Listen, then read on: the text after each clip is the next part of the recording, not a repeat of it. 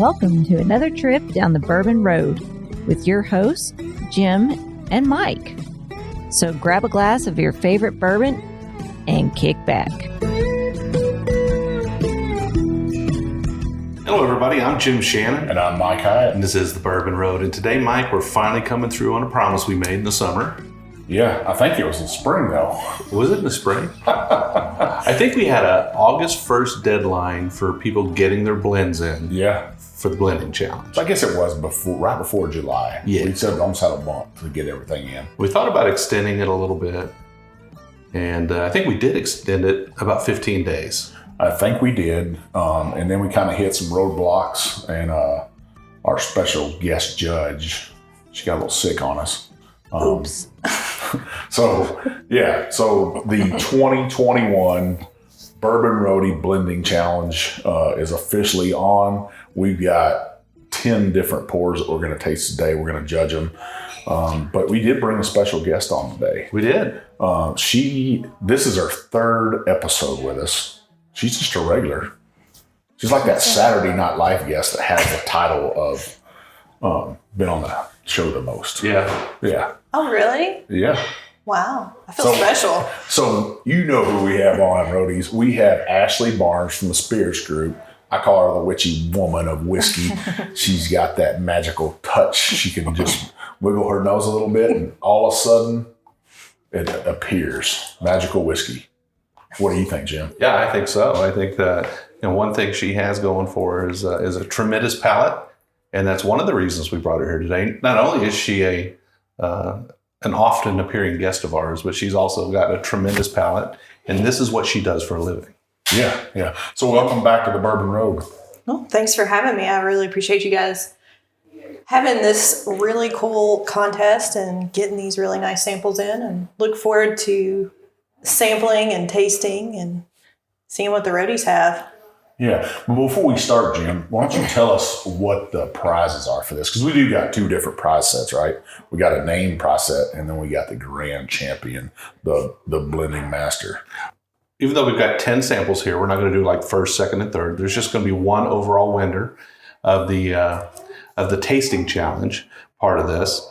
And the winner of that will get a Bourbon Road engraved barrel head to put on their home bar, or whatever they like to do with it. Heck, I don't even have one of those.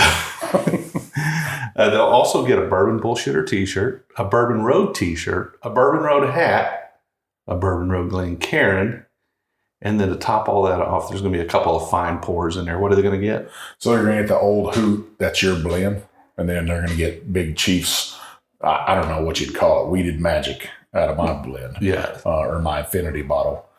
So you get a pour of each of those. It'll be 4-ounce pours because you know how I like to roll with that, the big, giant, Big Chief pours, right? That's right. Now, everybody had to name their bourbons, and we'll go over all the rules here in a minute, but everybody had to name their bourbons as well. We wanted that to be a pretty fun part of this. So the best name, regardless of how it scores in the tasting part of it, the best name is going to win as well. So, and for that, the best name will get a Bourbon Road Glencairn, a Bourbon Road hat, and they will also get a sample of your blend and mine. Well, that's still magical right there. I think we must have been drinking whenever we come up with this idea. That's a lot of giveaways there. Yeah. Man, I don't know. I don't have that much money in my pockets, but we'll figure something out. Well, we'd like to get straight to the whiskey, but this time I think we do have to talk a little bit. So we need to talk about the fact that we've got these 10 bourbons. We've got 5 of them lined up for the first half. Yeah. We got the other 5 lined up for the second half, and we're going to sort of taste our way through. The 3 of us have no idea anything about these bourbons except the name. That's pretty much it. Your wife, Vivian, is the one that messed with the envelopes and kept everything away from us. So we really don't know. But just to go over the rules real quick, we want to make sure it was kind of a level playing field. So we basically said, first of all, you had to be a member of the Bourbon Roadies. And we kept the posts to the Bourbon Roadies, so they're the only ones that really knew about it, right? Well, they heard about it in the episode, but we said if you wanted to be part of this, you had to join the Bourbon Roadies. So to be fair, everybody had an opportunity to, if they weren't on Facebook, make themselves a Facebook account, get in the Bourbon Roadies, and be part of us. If you're not a roadie, you can be one within a minute. Yeah. So it's pretty easy to do. And we'll talk about that at the end of the show. But also the blend had to fall in the proof range between 95 and 105 proof. And we kind of explained in the blog post how people can do that, how they can keep track of their proof to the best of their ability. They had to send in 2 2-ounce sample bottles or 1 4-ounce sample. Yep. You needed to have enough material to do the testing. And the blend had to be a mixture of at least 3 bourbons. So you couldn't have a rye in there, you can't have American whiskey in there, and you needed to have at least 3 components. And we kind of talked about that in the show, why to have 3, something to form your base, something to take it in a direction that you are kind of wanting to go, and then something to sort of round it off or balance it. So rather than just taking 2 bourbons and putting them together, it gives them a chance to try 3. You had to name your blend something creative, something that is fun or witty or maybe describes your blend or your attitude or whatever. And you had to tell us the recipe. But the blend itself, the recipe, the proof, all the details of who these bourbons belong to are all in those sealed envelopes. And we're not going to know until at the end of our taste. So this really is a blind challenge. Best way to do it. Well, I'm pretty excited about this. I'm excited about just getting to taste some of these. I think we're going to have something special here. We might have the next great blend. And these and the recipes of all of these are going to get published, right? Yeah, we'll put all the names on there, all the recipes, and in this blog right here, we'll try to put all that in one blog for everybody to read, and we'll put the grand champion or winner down. That's what we do. Ashley, why don't you remind our listeners before we start this, your background in bourbon, kind of where you came from and where you're at today. Sure. So I started my bourbon career at Buffalo Trace. And there I learned I had a very unique palate and started really honing in how I tasted, what I tasted. And I started learning blending from Drew there at Buffalo Trace and worked with Harlan, of course, and Chris Fletcher, who's now at Jack Daniels. So some pretty heavy hitters. I learned a lot from them. Left there and went to Four Roses, where I got to work with Jim Rutledge and Brent and Al, and I learned even more. So I've blended a little bit of bourbon, but I left Four Roses, started the Spirits Group with a good friend and my business partner, Monica Wolf. And we have been working in the craft space since 2018 now. So going on 4 years, getting close anyways. So now I work with several brands and I blend and create whiskey and bourbon and help them manage their quality and their inventory. And it's just awesome. I have several clients in the U.S. I have one in Paris, France. I just blended a whiskey for the French palate, which was a pretty cool little project. Winning some pretty big awards with that as well. And our domestic guys are doing the same thing. And we're really proud of all of our clients. They're awesome. Well, we know some of your bourbons. We've got to definitely taste them. Lucky 7. One of the ones that I love the most was the Holiday Toast. It is absolutely delicious, right? Our good friends down at Leaper's Fork, you're working with them. Mm-hmm. They've got something magical going on there. A small little distillery that's still trying to get off the ground, right? And into different states, but still some magical stuff. And then you got Davidson's Reserve. Yes, I do. Yeah. That's named 3 of them. Yep, and those are 3 really awesome ones. And, they're all doing really great things, uniquely different, which is what I love. Everybody has their own little thing. Everybody's doing something different. So, there's just a lot of variety. Every day is something different. And usually every couple of hours is something different for me. So I get to taste a lot of whiskey. I get to taste a lot of different things. And then I get to blend with all those different things. So, yeah. It's kind of interesting. It kind of reminds me a little bit. You think about like record producers, right? you go into their office and they've got these platinum and gold records on the wall, but they didn't actually sing those or play those albums. They were just the ones that produced it, right? Yeah. And this is kind of the same thing in a way. You know, her clients are the musicians in this case. They're the ones creating the music, creating the bourbon, and then she's the producer. You're coming in there and you're helping guide them to a successful blend. Yeah, kind of the same. I like to think of it. That's a really good analogy, actually. I like to think of it like an artist with different paints in a palette, and your different whiskeys and things are the different paints. But you're right. The distilleries are producing them, and then like Lucky 7, they're not a distillery. So we also broker a bulk sale of whiskey. So going out and finding the whiskey and being able to broker that sale, and then also be able to blend it. So yeah, very much a producer. You're kind of living the dream. I bet a bunch of our listeners are thinking right now, how do I get to do that? Study hard sciences. Don't shy away from chemistry and biology. Yeah. And submit your samples to the Bourbon Road Blending Challenge.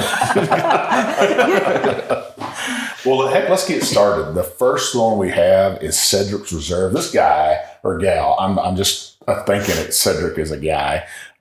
He actually made his own little label up here.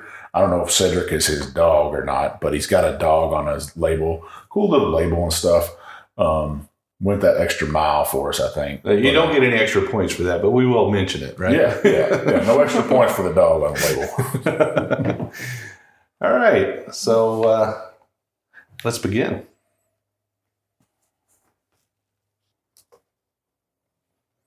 While we're doing this, we use the American Bourbon Association's tasting notes, their sheet, and that's kind of how we're scoring it. Now, Ashley over here, I don't even know what she made up her own list, and she's going down on it. Me and Jim ain't that sophisticated. I do this a little often. Yeah, you do it for a living. Me and Jim are just two bourbon bullshitters.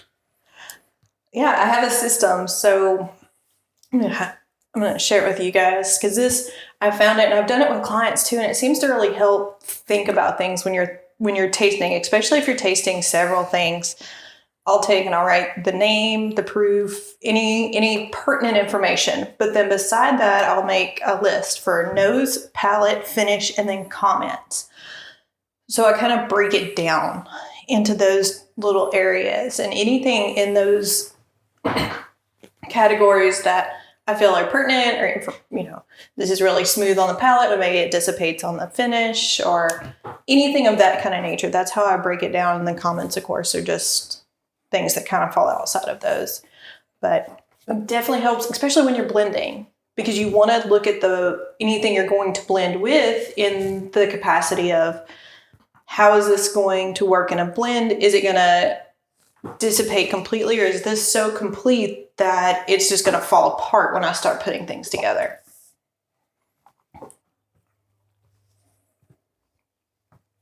Ashley, how many different bourbons do you blend a day? It really depends. So this time last year, and because I'm in the middle of it, I don't have a whole number for this year, but this time last year, I had about a 2 or 3 week period where I blended 15 different expressions. And I swore I would never do that again. It was a marathon. So I'm not doing that many this year, but in a given day, probably 2, 3 on a really busy day.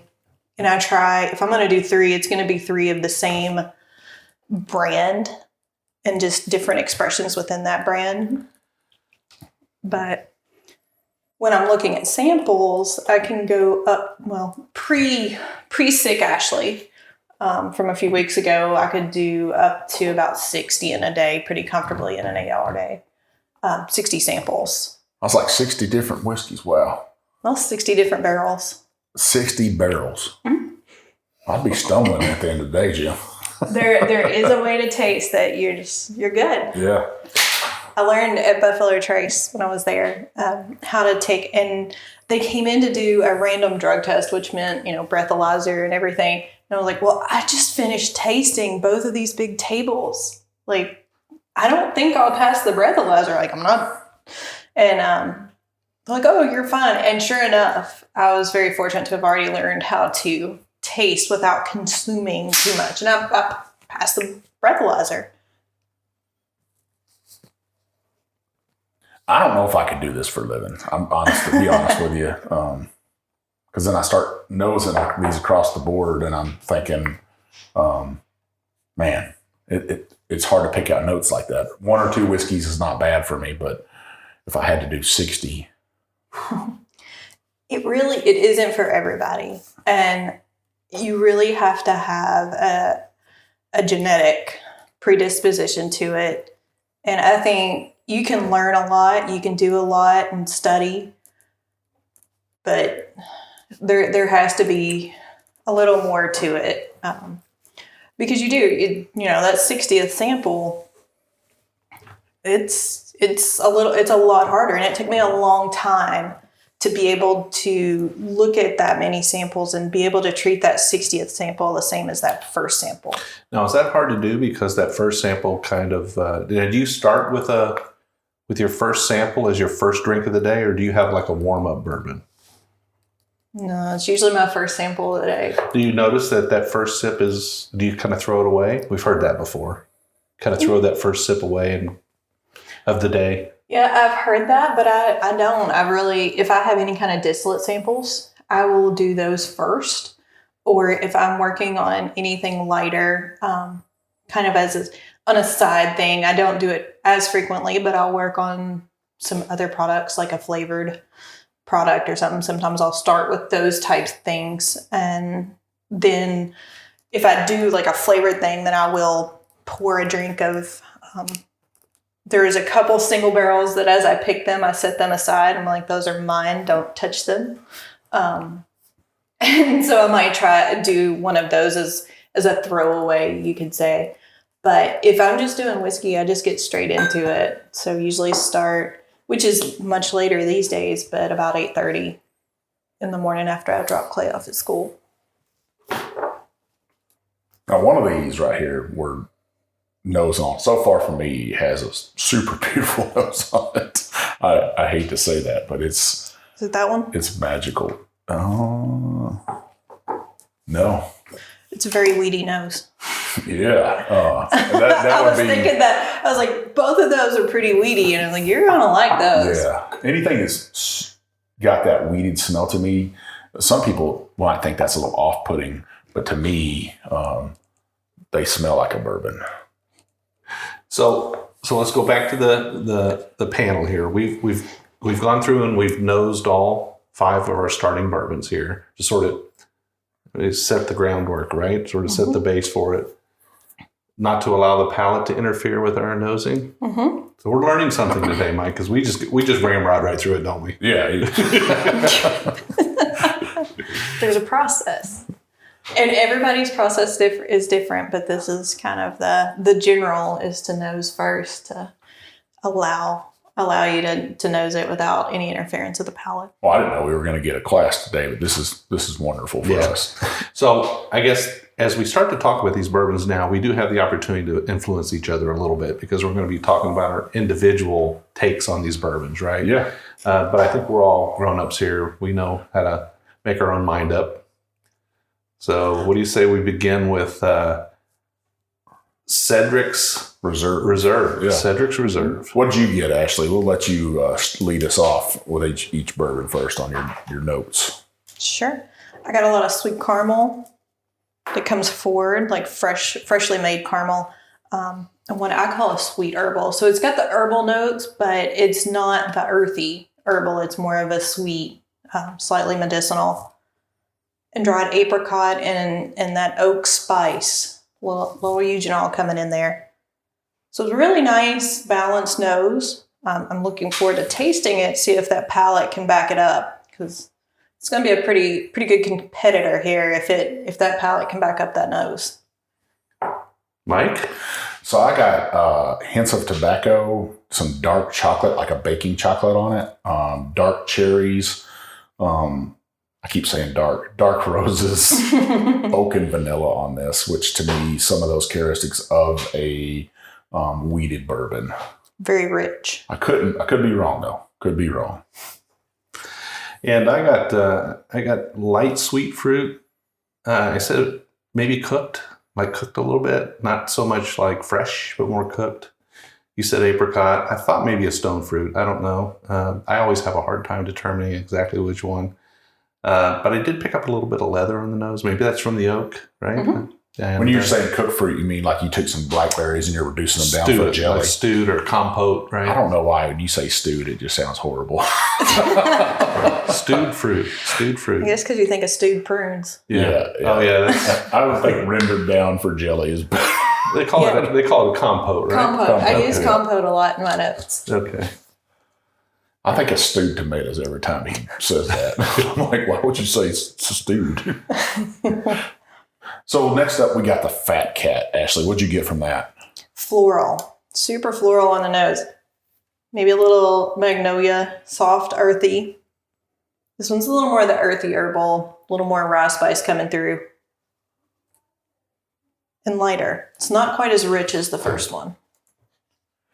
I did get light and airy with fresh fruit, mainly grapes and fresh peaches on this right here. That lightness on there, to me, was a lot lighter. Not a whole lot of oak in there, not any tobacco or anything. I didn't even get the spice on this one. That's what I got on Jim. Yeah, so I got kind of a light cherry on it for me. Caramel, obviously, but I felt like compared to the first one, it was a little bit lighter, a little bit fresher, maybe. Next up, Ashley, we got the Roadie Reserve here. What'd you get? Soft, sweet spice. So think cinnamon, sugar, a little clove, nutmeg in there. New leather and an oaky coconut. An oaky coconut. Oaky coconut. All right. Coconut from the oak is a little different than fresh coconut. Yeah.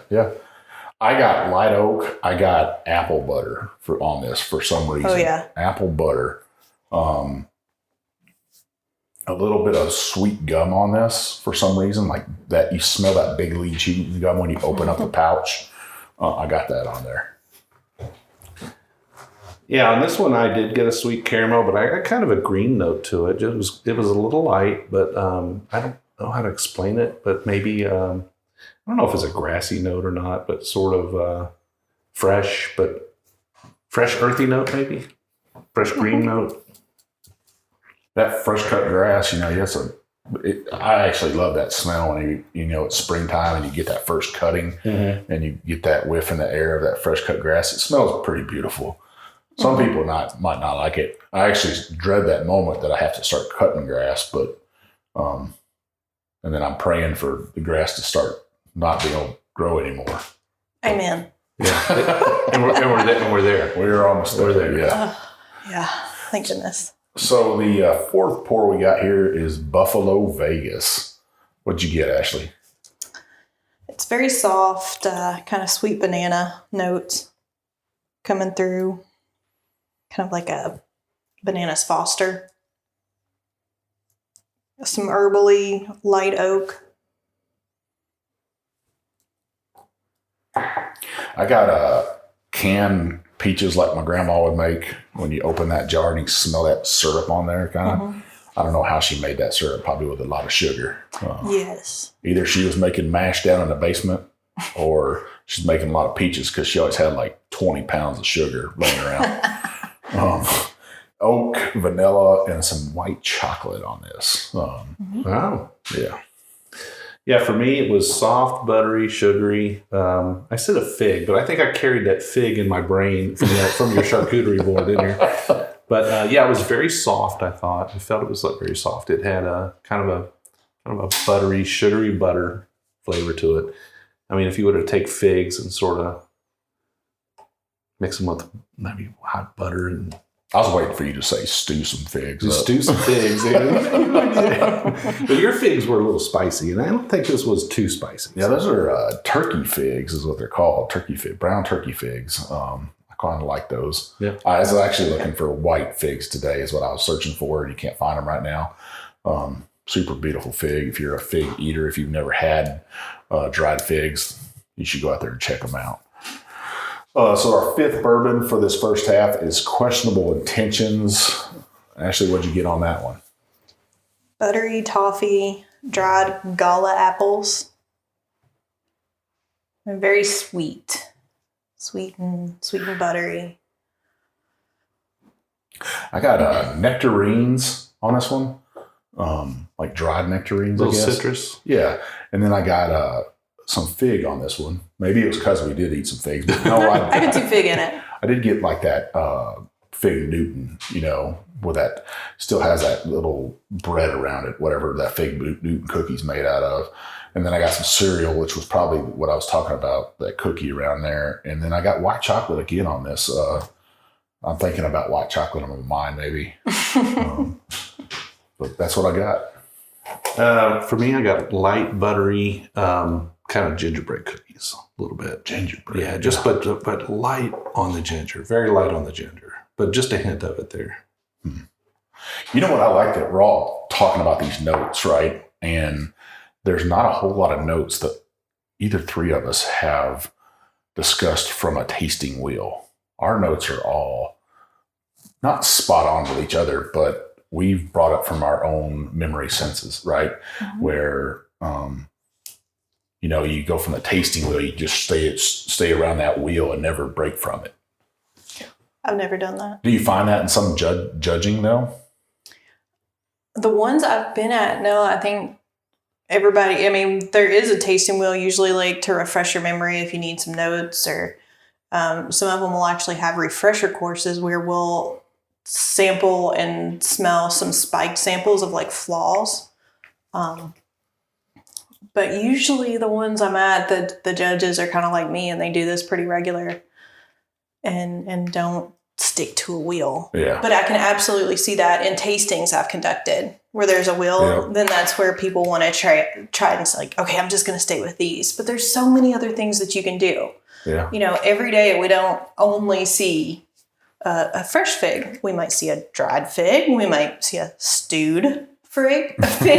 I remember when I was younger, I made it was like a croissant type thing that I folded over and braided, but I used fig to make the compote for the middle. And I was like maybe middle school or something. I entered it in the state fair. But when I think of figs and dried figs, and it's like I remember those smells. So that's not going to be on any tasting wheel. No. Right. Well, I don't think you're going to find Big League chewing gum or stewed fruits on a tasting wheel. You should, though. Or Pop Rocks. Pop Rocks. I could name a Necco candies. Whorehound candies. Whorehound is actually a pretty common, that's a good one for whiskeys. Yeah. I was tasting some malt whiskeys, and I grew up in Casey County. We've got a very large Mennonite community, and we always had Sorghum Molasses from the community down there. We'd go down there and get them every year, and my grandpa he mixed it with butter, and he would sit there and he would mix and mix and mix until it was like the perfect consistency. And I never knew what it was, because after I thought it was mixed, he just kept doing it, and then he'd put it on butter. And the smell of it. And I keep it at the house. I make barbecue sauce and stuff with it. But sorghum molasses, I was, this tastes like sorghum. It's even got the little bitter hint at the end. And I was talking to a client in the Pacific Northwest, and they're like, "What's that?" And I'm like, "You don't know what sorghum molasses are?" And they're like, "No." So I sent them a bottle. But, it's everybody's going to have something different, and the different geographic locations are going to have their own unique wheel of big league true. And yeah. Well, let's get to tasting these things. We'll taste all 5 of them, and then we'll talk about our tasting and finish notes. Okay. Now, listeners, we're actually taking and using cucumbers that Ashley told us about to kind of cleanse our palates between. It is light and refreshing, and it kind of does, it does clean a palate, just like you said.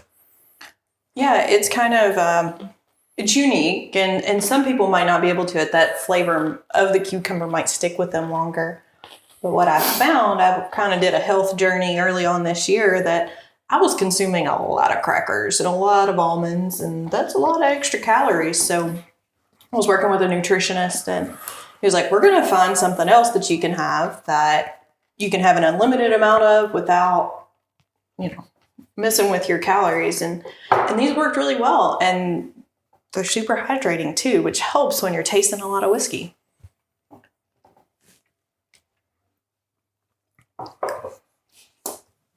Now, Ashley, do you ever feel like you get a pallet fatigue when you're, like you said, drinking 60 different barrels? I can imagine some fatigue will set in at the end of that, especially if you're drinking something super spicy. Oh, absolutely. Or if I'm doing like a bunch of malt that's really heavy and fusely and oily or fatty. And like you mentioned, I was sick a few weeks ago and just being off for about 3 weeks, not tasting. I went from about 60 a day to I'm maxing out at 40 until I get built back up. Because you think it's kind of like an athlete, a professional athlete. I'm constantly training and retraining and trying to keep my palate in shape to be able to do what I do every day. And I'll take breaks. I'll take palate breaks and do, maybe work on some emails or go through some inventories or something. But have a phone call, Big Chief. Yeah, I've done that too. Yeah, it always helps because then it gives you a chance to refresh. Or I'm fortunate to get to work from home a lot. Now, Ashley, you got any bourbons that are coming up that you can tell us about? Any special blends you're working on? I'm currently working on the Genesis blend for Davidson Reserve. Oh yeah. October 17th is Pennington Distillery's whiskey birthday. So on 10/17, we release 1,017 bottles of Genesis every year. And it started off as the very first barrels that they ever distilled. And it's their Tennessee whiskey mash bill without the Lincoln County process. So it's basically a rye bourbon. And so that's kind of evolved. We're starting to run out of that original lot. And so I'm getting to play with some new stuff this year. Really excited about it. I've actually got blends sitting. I did a couple more this morning, and we'll hopefully pick one of those tomorrow morning. So that's exciting. I always love Hardest Harvest is what they call it, and they have a big celebration. We're looking forward to, last year was our 5-year anniversary, I think, and of course we didn't get to have it due to COVID. So I'm really looking forward to Hardest Harvest this year, and that one's going on. What else can I talk about? We don't want to pressure you. Well, Lincoln. Let's get you to talk about this Cedric Reserve. What'd you get on the taste and finish on this one? So Cedric's, it let me down. It let me down. It was really disjointed. It had such a bold, beautiful nose, really rich that, the palate just didn't back it up. And it's not that it's not nice. It is a nice solid pour. I would have liked to see a little more balance in that palate and finish. I had some soft fruit and spice on the palate, but the palate was really short. It just was not really long-lived. Spicy, dried berries on the linger with a hint of a sting, which to me is pretty off-putting. If you're blending it, you shouldn't have any kind of a little sting. Yeah, I got I'm almost with you on that. It was a total letdown for me because that palate or the nose on that was just so beautiful. And then I got to the palate and I'm like, wow, something happened here. But I did get something bitter in there, sugary bitterness spice. And I was trying to think if there was a bitter candy out there that I had happened for. Maybe some unripened green apple fruit that I had on that. The bitterness was just almost overwhelming for me and stuff. So That's what I got. Short finish with just that light Kentucky hug. What'd you think, Jim? Yeah, so I got, it was kind of dry for me. It had that leather. It did have kind of you said a sting. I felt like it was a little bit of disconnected pepper at the end. I don't know. This didn't flow with the rest of it. I had a medium finish on it, but a light medium finish. I think probably for me, I felt kind of evenly between the nose and the palate, even though they weren't similar. I kind of scored them very similarly. But I would say that for the most part, you're looking for that story between the nose and the palate that kind of brings the two together and says, what a match. And it just didn't happen in this case. So. And I think this is a good time to point out when you're blending things at home, if you're starting with blends that someone else has already done, you don't know what's in that blend. You don't know if they've blended it to work out some kinks in some of those barrels. That by adding that to something else you've got, you've now highlighted that maybe that's what that little sting, that little bitterness you're tasting. You know, you really start playing with fire when you start blending other blends. So one of my biggest suggestions, if you want to start blending at home, is to collect single barrels and start playing with those. That way you know what you're working with. Not to say you can't blend with, say, a Buffalo Trace or a Wild Turkey or a Four Roses, but, you know, there's a lot more going on there. And, you know, you get too many Chiefs and not enough Indians if you're not careful. Yeah. Yeah, we only need one Chief. One big Chief. So what'd you get on the Fat Cat? So the Fat Cat, I liked it pretty well. It was really floral on the palate. And it was short, but it had some fresh mint and some sweet herbal notes I liked. It was very light all the way through, more balanced. So yeah, it was a little more herbally and earthy than obviously the first one, but. Well, this is the one that it just totally shocked me from the nose to this. I got sweet kettle corn, caramel corn on this one.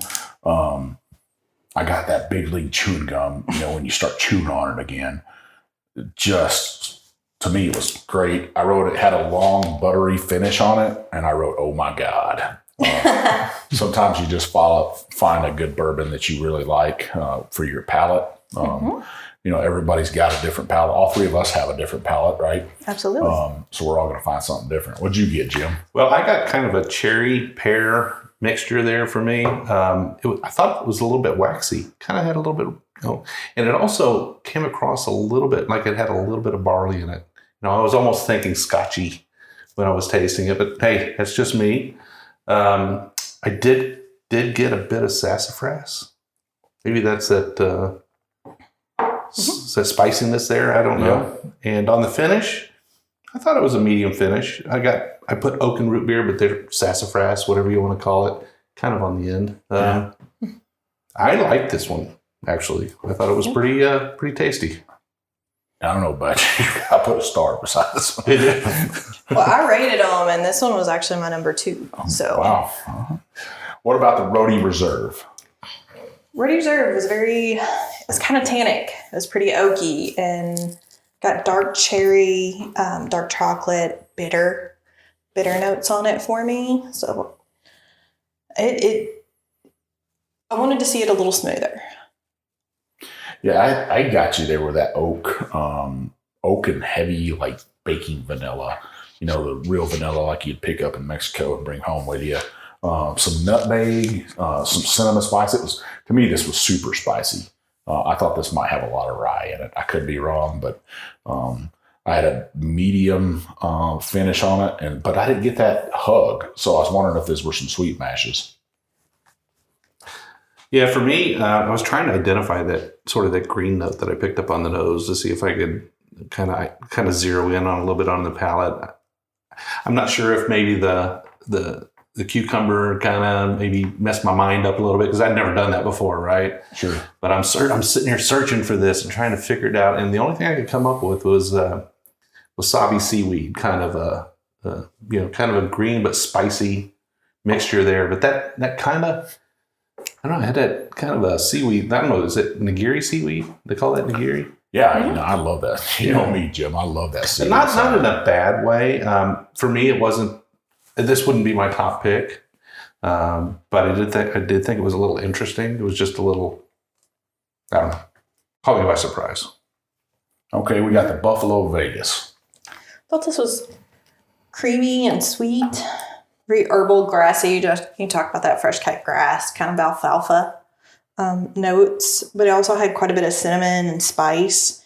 I had another burn on this one that just, the sting was very off-putting for me. Yeah, I think some people that would be, you get too much burn or spice on. Some people like that. We talked to somebody last night and she's like, I love Stag Junior because it's so spicy. And I was thinking, well, some people don't like that, right? Yeah, my dad likes that. He's like, if it doesn't burn, I don't like it. I'm like, you're crazy. And you won't like anything I do. I got almond and I got creamy peanut butter on this. That would be that creaminess maybe. I got a lot of oak in this one, and it was kind of corn caramel for me. It's medium, but it had that deep Kentucky hug that we were always looking for. I would expect that this is a sour mash. Yeah, for me on this one, this was my my number 2 pick. Actually, I liked it. It was a little different. I thought it was buttery. Those figs for me did carry over into the palate, but on the finish, it kind of rested as like I wrote like oak and white pepper, but then I put in my notes hot butterscotch, but not temperature hot, like spicy hot butterscotch. So, yeah, maybe white pepper and butterscotch kind of mixed together. Yeah. Our last one, we have questionable intentions. So this one was actually my top pick for this round. It was butter toffee on the nose, but the creamy sweet white chocolate, almost like a yogurt covered raisin. That vanilla and raisiny with toasted pecans and caramel in the finish was very silky. It was short, which is abnormal for me. I really usually like that long finish, but I did really like this one. I got the vanilla with cloves. I had some mintiness on there for some reason. I don't know if that was that spice, sweet spice I was looking at, light oak. The finish, though, was kind of let down for me. It was medium with just a slight hug on there. I thought it would have more of a finish to it, but it just didn't hold up. Yeah, this one didn't surprise me too much. It didn't like jut out in one area too much. I felt like it had a hit of bitterness on it, just a little bit, but it was kind of like what you would get from like a walnut shell, maybe. Like when you get that shell, that piece of that shell, it's got that little bitterness to it. A little bit of tobacco and leather, but overall, for me, not a bad bourbon, but certainly not my top pick. Yeah, it's solid. And I think it surprised me because it was solid and it was short on the finish, but I liked it. It's like it added up the nose, the palate, the finish. It was all a complete. So looking from a blending perspective. Sure. And that's what we're doing, right? Yeah. I was very impressed. Well, that's the first half. Listeners, stick with us. We know this is going to be a lengthy episode, right? But stick with us. We'll get to the other 5 bourbons that entered our 2021, the Bourbon Roadies Blending Challenge. We got Ashley with us here at Jeff the Ben Farm. Her husband and her boy, Clay, I think he's trolloping through the trolloping. Can you say trolloping for a boy? Trudging through the... Tromping, trudging, rolling. Yeah, rolling through the creek. You hope he's probably not, but... I brought extra clothes. I'm prepared. All right. Well, listeners, stay with us. We'll be right back.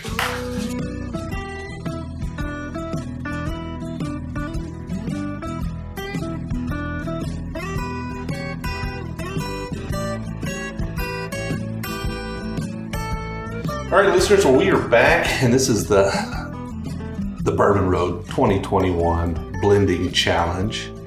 And we've got 10 samples that have been submitted by our roadies. In the first half, we worked our way through the first 5 samples. Yeah. And I must say, overall, pretty impressed. Oh, yeah. I'm impressed. Yeah, I think they brought their A game. They did. We got 5 more in this one, and I'm telling you already, I'm seeing at least one pretty darn dark. There's a dark one. There's definitely a dark one here. Maybe a ringer. Who knows? Listeners, I'll remind you that we did bring in a special judge. She is a master blender. She's worked at some pretty heavy hitter distilleries, and she's put magic in bottles today. She is the witchy woman of bourbon, Ashley Barnes, a Kentucky native woman. Ashley, what'd you think about the first half so far? Man, I'm impressed. The roadies brought their A game for sure. And there's some really nice blends in there. So I'm really excited to see, what the second half has to offer. So what were the names of the bourbons in the first half?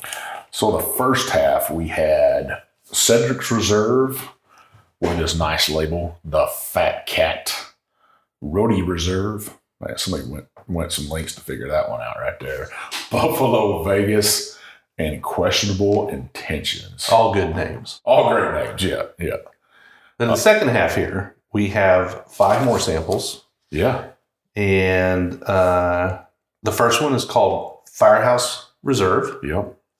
The second one is Wiener's Breakfast of Champions. And I'm wondering what's in that one. I'm just wondering if I'm going to like that one or not. The third one is called Dust in the Blend. I like that name. Yeah, that's pretty cool. No, that's a Kansas song, right? Dust in the Wind. Yeah. Can you sing that, Jim? I can't. What is it? Even if I could, I wouldn't. You wouldn't? Could you sing it, Ashley? You know the words to it? I know the words, but I can't sing it. You can't sing No. with that deep twang, that Kentucky twang? Yeah, it wouldn't sound right. Yeah. The fourth one is just called NIPS. NIPS. And the fifth one is the Kings. The Kings. I don't know what that means. Does that mean he took like 3 big giant bourbons, the Kings of Bourbon, and blended them? Could be. Huh. I'm curious, do you think in those little magic envelopes that none of us have seen, if there's like a little story? That would be pretty cool. It'd be cool, like Firehouse Reserve, like, you know, if that was a collective of a firehouse somewhere or something. You know, they all went in and helped create this blend. Oh, that would be great. I love the stories. Yeah. Well, the story is what makes it, you know. All right. Well, this is all about these 5, and we're gonna go ahead and nose these and put our thoughts together and score the nose, and then we'll talk a little bit about them, and then we'll go back and taste them. Well, let's do it. Let's nose these things.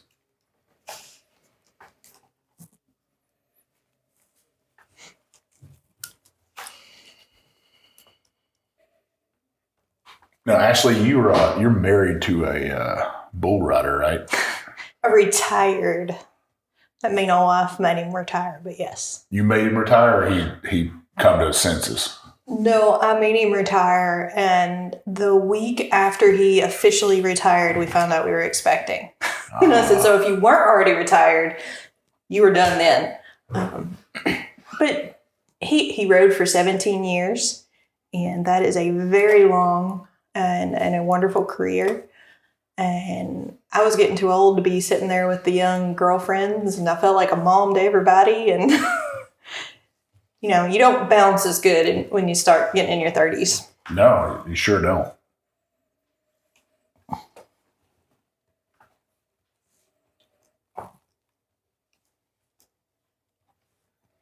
Yeah, it's always interesting when, you know, people meet us and they ask what he does for a living, what I do for a living. They're like, wait a minute, you're a master blender, you make whiskey, and he's a retired bull rider. Like, we got to know more about this story. Well, bourbon and bull riding go together, right? Oh, yeah. We definitely have had some adventures. I'm thankful to not go to the road. I used to enjoy bull riding. I don't enjoy it quite as much anymore, but thankful I'm not going watching him ride as anymore. We do now. He does the golf of rodeo, as he calls it. He's a team roper. Those are fun. They're really long, but I'm much happier with team roping than bull riding. I've been known to ride a bull back in my day, like a long time ago. That might have been 34 years ago, somewhere in there. But every time me and Jim start drinking bourbon together, I got this hankering to climb on a buffalo and ride it. Well, don't tell James, because he'll make it happen. Does he got a buffalo? He, I'm sure, knows someone, and he's notorious when he starts drinking with anyone I bring him around. When they start drinking, I'll make a phone call. We'll get you on bulls tomorrow. Not a bull. It's got to be a buffalo, and it's got to be tame. He can't be bucking you off, right? Well, he could probably find a buffalo, and I don't know if it'd be tame, but he tends to, I always joke, he can pull stuff out of his tail. I'm like, where did you come up with this? All right, listeners, we're going to go ahead and go through our nose of these, or aroma of what each of us got on these 5 bourbons. The first one we had was the number 6 for me was the Firehouse Reserve. Yeah, so I got some really rich notes, just super syrupy and cherry, sweet spice, bold leather, kind of almost a little malty on that one. Yeah, this had a fantastic nose to me. Good Lord. It's dark too. It's super dark. It is dark. I got, you ever smelled some good rose potpourri back in the day? I think the 80s, early 90s. A lot of people would have potpourri in their houses and stuff. And I got that hot honey butter, oak, leather, and tobacco. This is a rich, dark bourbon. Lovely nose on it. Yeah, so I got a rich, deep, dark, just kind of following in tune here. Caramel, a little bit of cocoa. Thought it had kind of a little bit of a sweet nose, but at the same time, the oak was definitely present on it. So yeah. So the second one we nosed was the Wiener's Breakfast of Champions. What'd you get, Ashley? This was a really nice light nose. It had morning glory, kind of a cherry raspberry compote type notes to it, and dark caramel. Not the light stuff, but a super dark caramel. I got light caramel, honeysuckle. You know, that springtime honeysuckle's growing really good, and you got the little flowers on there. It smells awesome on a road. Light oak, and I got warm leather on this, like a baseball glove or old pair of boots, or maybe an old leather chair you sit in. all right. Well, I thought it was quite floral as well. Got a little bit of a buttery note there. Salted caramel, a little bit of a sweet apple. So I was thinking of salted caramel apples kind of, but the apple wasn't real strong on it, but it was definitely there for me. The third one would be Dust in the Blend. Ashley, what'd you get on this one? It was really sweet and herbal. I got some gardenia on there. It was a really nice floral notes coming through there. Light caramel, nutmeg. I got a sticky rye sweetness. That's what I got. That's what I wrote down. Some citrus and a little bit of mint in there. Okay. Yeah, I got a light raisin plum kind of. It's a little bit spicy, but I put menthol. So light menthol kind of. I don't know if menthol's the right word, but it was kind of airy. You know, had that light freshness to I it. was trying to think of like a spearmint gum, maybe. Yeah. Like a peppermint. Peppermint has the cooling effect. Yeah. The fourth bourbon we nosed in the second half was Nips. What'd you get, Ashley? And it's funny it's called Nips because there's that toffee caramel candy called Nips, and I totally got that on there. I used to eat the tar out of them when I worked at CVS. And so I got toffee. It's really soft. For this one, though, it was super ethanol forward. So much so I had to kind of blow some of it off, and was very off-putting. I got a baked rye bread, or maybe even pumpernickel bread on this one. A weird nose to me, and maybe it was that ethanol, but that pumpernickel to me was sticking out, and a little bit of smokiness on there. I don't know, that's not campfire, but just a little bit of smokiness. I had some like toasted pecans after I did the blow. I got a real strong toasted pecans. So I wrote down off earthy. So at first I thought this is a little earthy for me, but then I was like, yeah, but it's not. I mean, it's something else, and I couldn't quite put my finger on it, so I just put off earthy. I got kind of an alcohol vanilla or something there, some kind of a chemical. I don't know. I wouldn't know how to identify it, but I did feel like it had a little bit of a buttery note there. That's diacetyl, right? Butter, yeah. Okay. Overly buttery. Yeah, a little bit of that, but kind of if you take a vanilla extract and you open it up and you smell it, you don't just get vanilla, you get that alcohol. Like a cheap one? Yeah, the cheap one, you get that alcohol in it too. Not saying a bad thing about this. I'm just saying that's what I got. So that's what it reminded me of. Next up, and the last one we have is the Kings. Ashley, what'd you get? I'm excited about this one. It's setting the bar pretty high on the nose. I got milk chocolate, dried apricots, spiced pecans. You know those like the carts with the German pecans that are all spiced and like yummy. I totally got that on this one, so it's really nice. Nice. I got a corn sweetness, a little bit of caramel on there, vanilla, and campfire s'mores. I got that sweet smokiness off there, like you'd cooked your s'more with a little chocolate in there, that marshmallow just oozing out, graham crackers. Man. Yeah, I think that this one's got, how we talk sometimes about how sometimes a younger bourbon will bring something to the table in a blend, right? Or sometimes it'll bring something to the table that disappears later on in the barrel.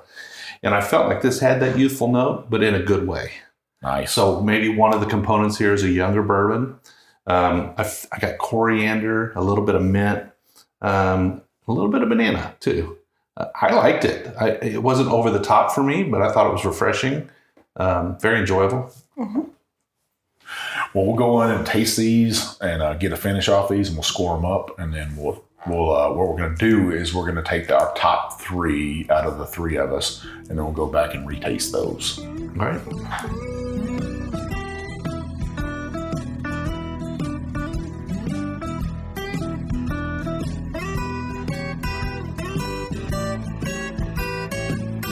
So we got finished tasting these. So we got a taste and a finish on these. So we'll go ahead and go through all of them. Then we'll take a quick break. We'll pick our top 3. We'll retaste those, nose them, taste them, and pick the clear-cut winner. All right. So for the Firehouse Reserve, what'd you have, Ashley? This was nice. It had a spicy, silky palate. I had some leathery cherry syrup notes. The leather lingered, but that big, bold nose, I really wanted more fruit on the palate. I wanted more fruit and depth on that to really match that nose. It's a big, beautiful, dark amber pour, and I feel like it should have had a little more substance on the palate, a little more oily fattiness. I was lacking in that. I got it on the nose, but just I was missing it on the palate. I got sizzling campfire s'mores with a little bit of either bitter or drying, maybe it was a little tannic on the back end with just a little bit of heat. Medium with no hug for me, even though it had all that heat on the tongue, that spiciness, it just didn't come through with that hug for me. All right, so I got a kind of syrupy and spicy, a little bit of peppercorn, oak and leather. For me, I wanted more fruit too. This had kind of a little bit of a dried fruit to it, but not enough. I wanted more, but it was very, very pleasant on the palate. The finish was also pleasant, rich and spicy. I don't know if I'd call it lengthy, but it was a medium finish. I like this bourbon. Yep. Next up is the Wiener's Breakfast of Champions. This one was a nice herbal palate, kind of like a spiced pear. Earthy alfalfa notes on the finish, sweet apples and pears. Overall, it was really nice. Kind of a lighter bourbon and delicious, fairly balanced. Well, once again, that honey butter showed up. I got honey buttered pancakes with rich maple syrup, a little bit of leather and oak in there to finish it off. It had long with a beautiful hug. This scored pretty high for me. I really liked it. No surprise there, right, Jim? Mm-hmm. Yeah, for me, it was buttery toast. I still got that salted caramel a little bit on the palate. Made me think a little bit about apple butter. I kind of thought maybe this is kind of apple butter here. On the finish, it was nice. It was not too long, but it was enjoyable. But it did have a pretty good hug.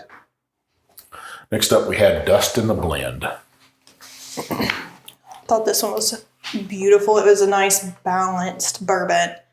It was creamy, dried fruit spice on the palate, kind of coriander, sassafras, and a fresh mint. A nice long linger. A little bit of that dusty huskiness that carries through. Like you said, hey, I got a little bit of age on me. But I really like the balance. The nose, the palate, and the finish really all come together in this one. On this one, I got sweet red velvet cake with hints of spice and leather. Medium with a slow Kentucky hug, meaning it just kind of lingered down there. It was a nice bourbon. Not my top one out of all these, but it was nice bourbon. Anything we've drank so far today has been pretty good. Yeah. This one scored real high for me. I got kind of raisin toast with a little bit of persimmon jelly on it. Persimmon jam, I guess. Little mint, not too much. It had a nice medium palate, a little bit of peppermint, very balanced and pleasant. Overall, this was a good bourbon. And it changed for me. I had to come back and revisit this one a couple times. So it kind of changed for me a little bit. Next up, we have Nips. Nips, I'm kind of with Jim kind of on the last one. This one changed for me. As I came back through it and revisited it, it was very ethanol forward on that first nose. But then it kind of came through, and that toffee caramel note came through. Caramel coffee, like caramel macchiato, creamer, kind of on the palate, silky sweet, buttermint finish, those old table mints. Wow. It was overall quite nice. This was one to me that had the most spice to it. I just wrote spicy, spicy, spicy with those pop rocks, oaky and leather. This is the one I thought Jim would have liked the most. It had a long finish with an amazing Kentucky hug on this one. I mean, it sticks with you. Yeah, this one for me was unique. It definitely stood out. It wasn't my favorite, but it did pretty well. I think one of the things I tasted in this was brought back a memory. I don't know, when I was a younger person, probably in my early teens, I used to go hunting in Kentucky with my grandfather. And they used to make a mayapple jelly down there, and it was very careful. You had to be very careful making it because it was. Typically it's poisonous unless you do it just right. But it has kind of an interesting bite in it, an earthy note and an interesting bite. It kind of reminded me of that. So on this one, I said, yeah, it was a little bit earthy and savory. It still had that chemical note a little bit, but the second time through, most of that disappeared. There was still a little bit, but. It was, I said it had a medium finish. It was unique, a little drying. But overall, I think it was a pretty good bourbon. So we got the last one of the Kings. What'd you get, Ashley? This was a really nice one as well. Kind of a creamy spice on the palate. Buttermint, caramel, cinnamon, nutmegs, and toasted graham crackers. Kind of that campfire s'mores thing going on. And it very balanced. The nose, the palate, the finish worked well together. I felt like this was something that, they complemented each other. They weren't identical, but they complemented really well. I said this is elegant with layers of caramel, sugar smacking cereals. This thing to me was just so amazing. It just layer to layer. It's so complex. It was long with a rich, deep Kentucky hug. This just hit home for me as the hashtag Weedy King of Kentucky. I'm hoping it's all Weeders because I loved it. Yeah, for me, this was very spicy. It was had a lot of variety to it. So there were a lot of notes there that were difficult for me to pick out, but I could definitely discern the different notes. I just couldn't identify them. I wrote nice on here several times. I did get a little bit of leather and spice, but I basically said this thing brought the whole spice cabinet. Kind of the baking spices all came to the surface on this one for me, and it scored pretty well. This one had like that, like you said, that spicy there, that nutmeg, all those baking spices that you want in your cabinet. It's all here in this bourbon right here. Well, we'll come right back. We're gonna figure up our scores. We'll taste the top three, and then we're going to go ahead and announce the winner. All right.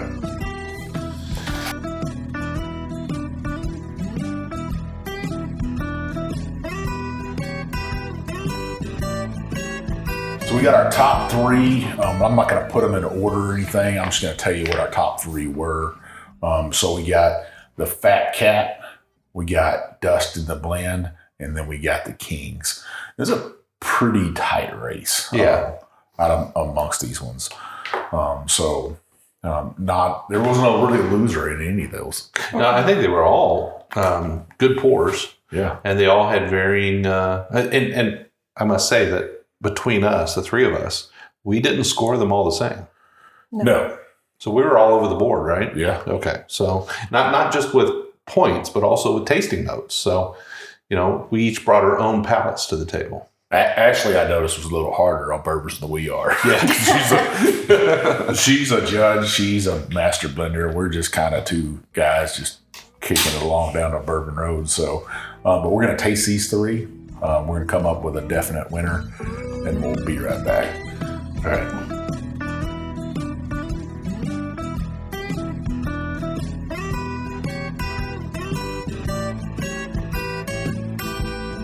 These were all great. I feel like the Roadies pulled through. Yeah. I said it before. I think it's great.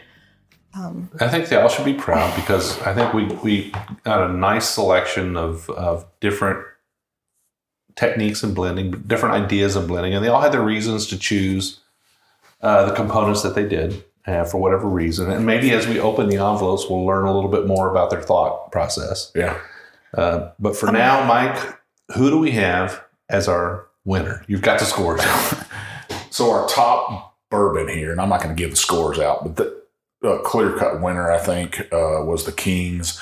It was pretty close, but maybe because you guys got a Wiener in room, I don't know. My score was really high on that. I don't know. I just really, really loved it.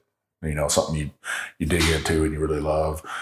There's been bourbons that Ashley's blended where I'm just like, me and you've sat in a room before down at Davidson's and drank their Wiener and was just like blown away and just were like, good Lord, this is good. Yeah. Or her holiday toast were just like, oh, this is a magical bottle right here. When somebody asked me hey, what's a bourbon outside of Kentucky or something that you can get your hands on, I tell people, I'm like, you need to try this. Well, I've never heard of that before. Well, that's because you're not opening your eyes to what's outside of the big boys. Go out there and venture out. And man, did we get something today that was pretty special from our Roadies. Now, these are probably all big bottles, right, that they took and put together. But we're going to open those envelopes up now, and we're going to find out. We're going to find out what they are. Yeah. And we're also going to start thinking about who's the best name. Who's got the best name. All right, so without further ado, we're going to start cracking these envelopes open.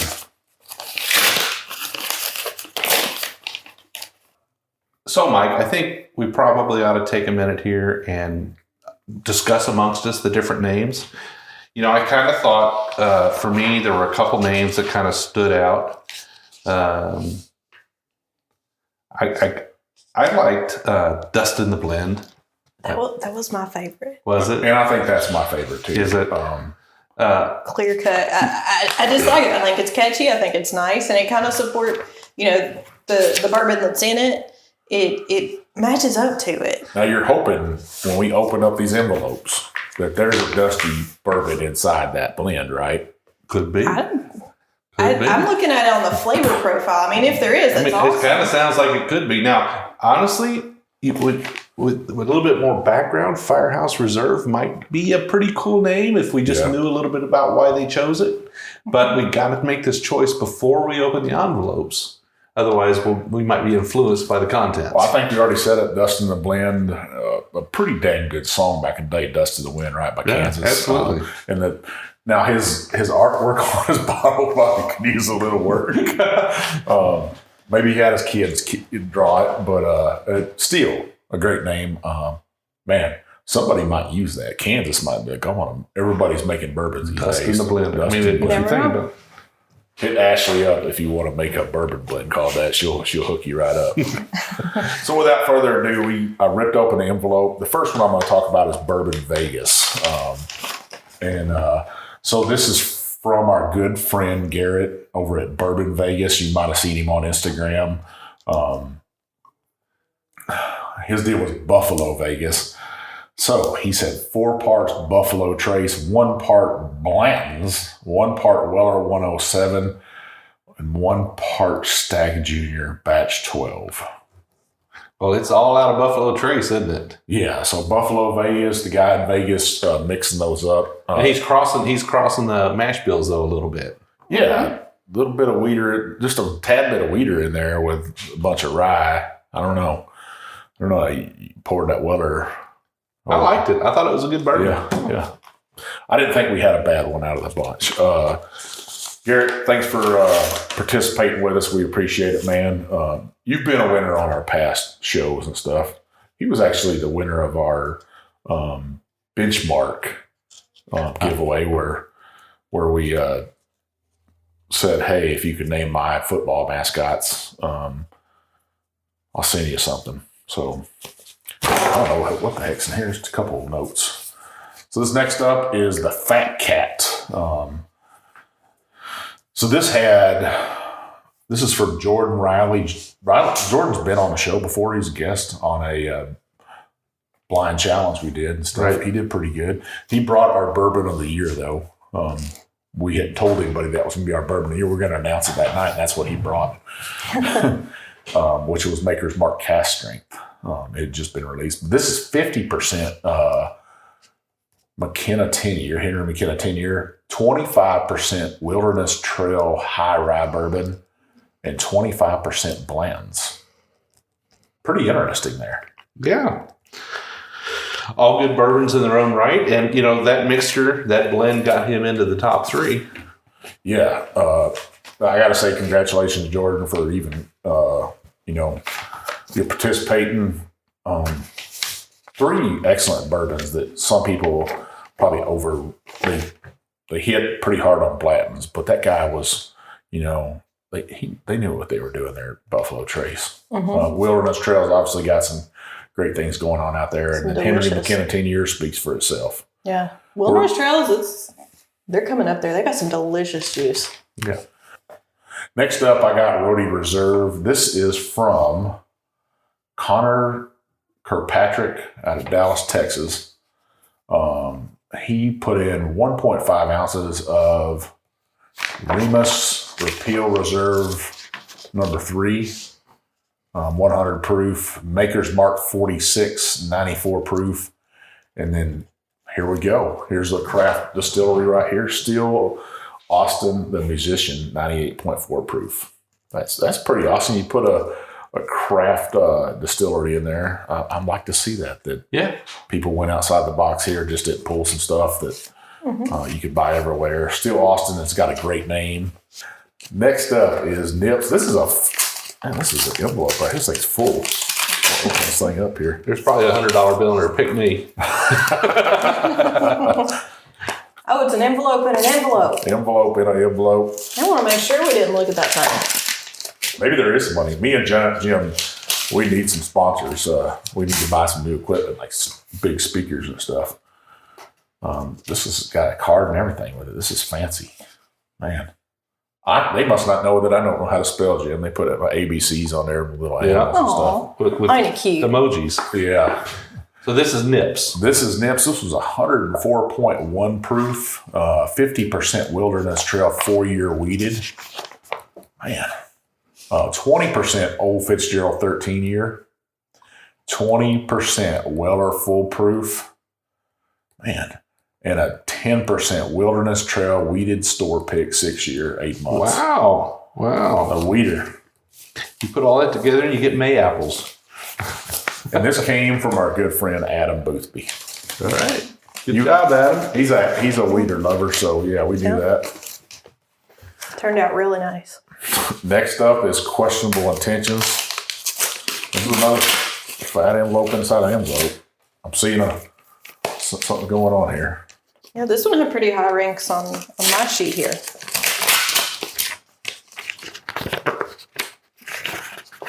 This is from Adam Boothby again. Oh, he's trying to get a ringer here. He said, wishing me well on this card.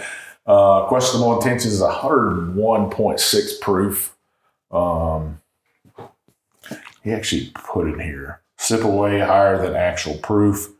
73% Buffalo Trace, 15% Elijah Craig Barrel Proof C919, and then 12% Bullet Bourbon Single Barrel. Oh, cool. Use one of our hometowners there, Jim. Yeah. Only one craft distillery so far. I'm just hoping to see some more of those. Another envelope, the Weeder's Breakfast of Champions. The envelope. Somebody reused their bill envelope here, recycler. Sent you a bill.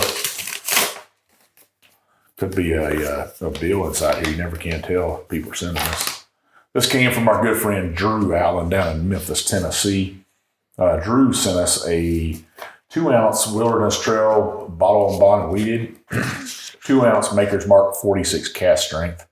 You know we love that. 2 ounces of Rebel 100, 2 ounces of Weller Special Reserve, and 2 ounces of Maker's 101. So he came out with 100.12 proof. Okay.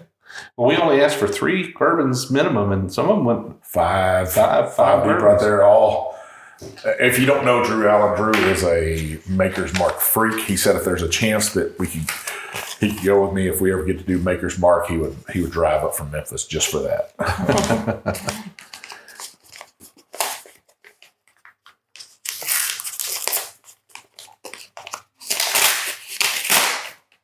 This is the Firehouse Reserve right here. This is the one we were hoping had a great story to it, right? This came from James' husband right here in Shelbyville, Kentucky. We saw James last night at our Duck Duck Bourbon event. I don't remember what kind of bourbon he got last night. Did he get a couple bottles? I don't even remember, to be honest with you. Yeah, it was 100 and something bottles that we passed out last night. Awesome. Sounds like a fun event. It was a great event. So this is Firehouse Reserve, Old Forester 1910, Old Forester 1920, and a Woodford Double Oaked. Well, that explains the darkness of the liquid. Remember, that was the darkest one, right? Two of those would be a double oak bourbon then. All brown Foreman. No kidding. James, hey, congratulations, man. You did a great job on that blend. Like we said, there was no real loser here. Mm-hmm. Everybody did so good so far. We got Cedric's Reserve. This was the first one we tasted right here. Mm-hmm. First out of the gate. Yeah, I think it's good to stress. These were all really good. It was challenging to be critical, but it was a tough job. Now this guy right here is out of Peoria, Illinois.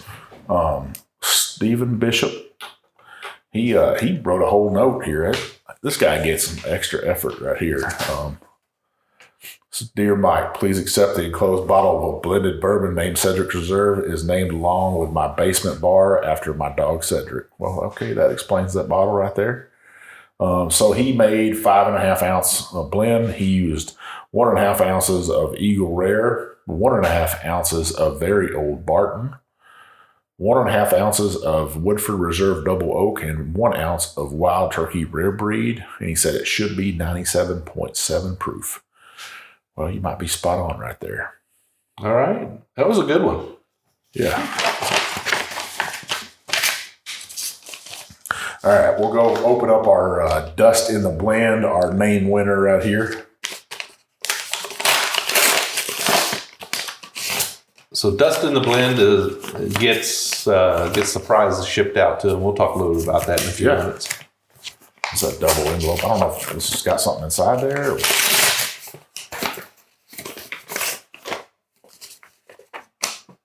Look, he put it on somebody else's tasting note, so I don't know. This came from Todd Ritter, our friend over in Frankfurt. He's good friends with Whiskey Lower here. Okay. On his little tasting note sheet. So Dust in the Blend, he actually wrote a little bit of the song here. I don't know if I'm going to sing it or not. I close my eyes only for a moment, and that moment's gone. All my dreams pass through my lips. A curiosity, dust in the blend. All I know is dust in the blend. Well, Todd, man, you're quite the poet. Or Kansas was. So Dust in the Blend. Right off the bat right there. 1/3, 1983 Elijah Craig 12-year bourbon, 94 proof. 1/3 New Riff single barrel bourbon, 104.7 proof. And look at this joker right here. He put 1/3 Maker's Mark 46 cast strength in there at 110.3 proof, which brought the blend proof down to 103. Perfect. I gotta say, he did use a little bit of dust in the blend. He used a Up and Rising New Riff is coming up in the ranks, right? Nice, beautiful distillery right up on the banks of the Ohio up there. And then our bourbon of the year last year for 2020 was that Maker's Mark cast strength that we really enjoyed. When we tell somebody about it, we try to say, hey, check that out. Todd, man, congratulations. Right at the end of this, after I open this last envelope, Jim is going to tell you what you won. And without further ado, this is the Kings.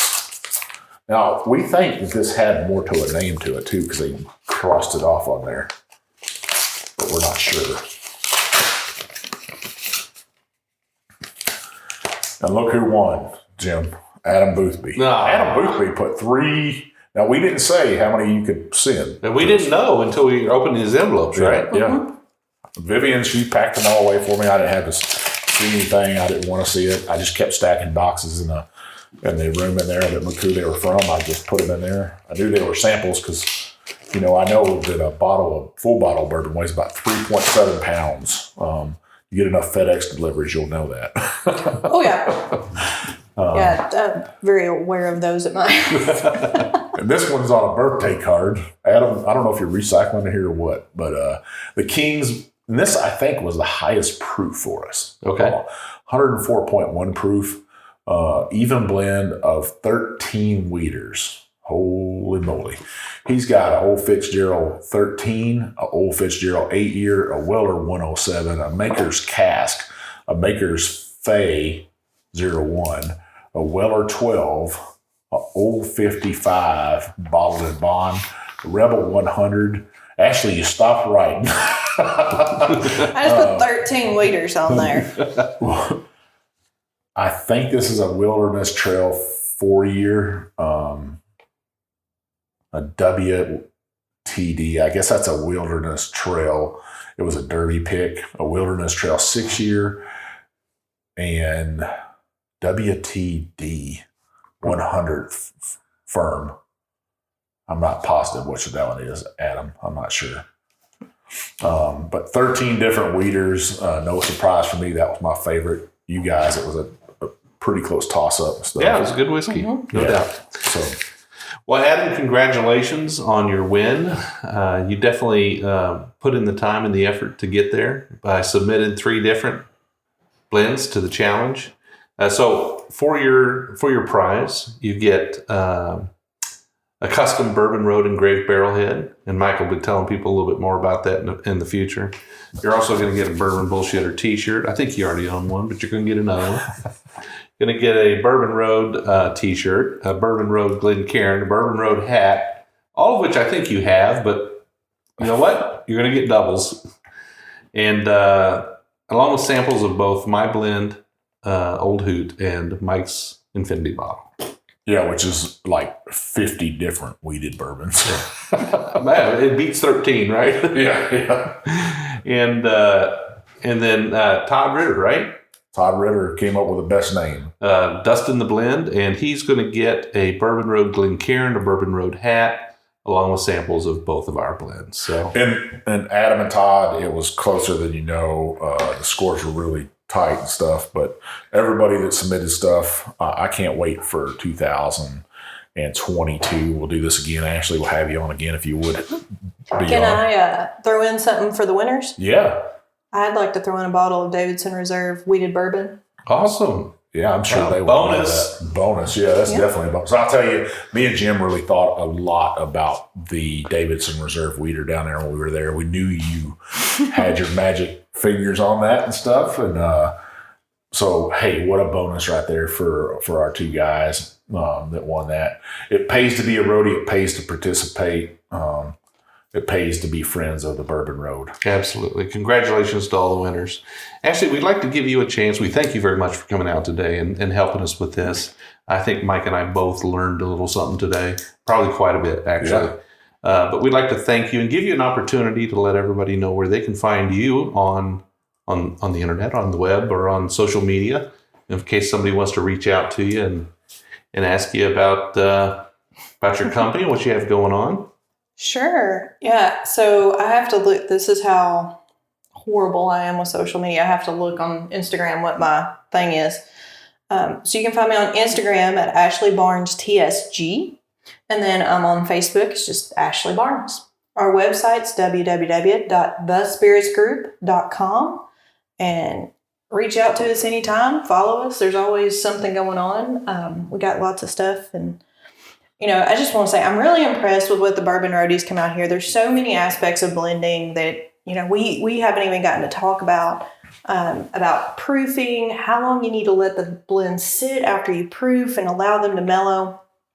Once you put blends together, those organics have to be able to do their thing. And if you do it all at one time, you're throwing everything in at once and it doesn't always end up well. But if you isolate those out, let, maybe all the barrels or all the stuff that tastes the same, let it mellow and do its thing. And then the others, then they got a little more fighting chance. You get a little more well-rounded bourbon. And these Roadies really knocked it out of the park. I appreciate, thanks for asking me to be on here and be a part of this and being patient with with my sickliness.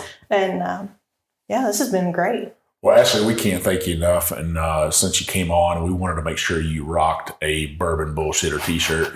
We wanted to make sure that your husband rocked one of those shirts because he's a bourbon drinker too. And we made sure that just in case you had to go somewhere that you didn't want to rock that, you got a Bourbon Road shirt. I really appreciate it. I can always rock those shirts. All right, Michael, where can people find us? Well, you can find us on Twitter, TikTok, Instagram, Facebook, YouTube, at The Bourbon Road. We're in all those spaces. We also have a private Facebook group called the Bourbon Roadies. You talked about it this whole episode. To join, all you got to do is be 21. You got to like bourbon. Hell, everybody likes bourbon, right?